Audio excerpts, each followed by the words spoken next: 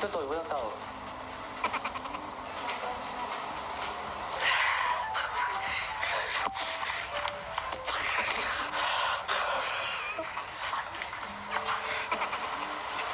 Pagkapasok niya dito, tsaka lumabas si Siren. So, pagpasok niya dito, lumabas si Siren. Okay. Namiss ko suot mo yan, tol, ah.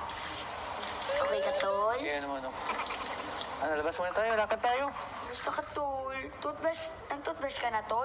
Hindi pa, tol. Lakad muna tayo. Hindi ka mag-toothbrush, tol? Mamaya na. Hindi pa naman maganda magtulog. Di pa ba? Sabi mo. Pag silip mo, sabi mo, ma, maganda na matulog. Kasi natulog na siya. Sabi ko, oras na pagtulog mo. Yung pa naman favorite shirt ko, tol. Nang magtagumpay si River na palabasin si Cyril, Tapos ka na. Wait. Hawakan mo yan. Ral. Shh.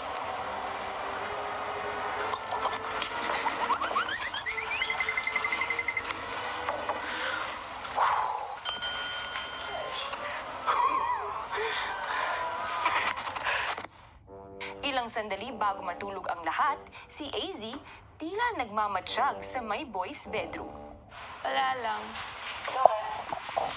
Wala. Pangit. Hinaharangan niya ako kaya sisilip sana ako sa boys room.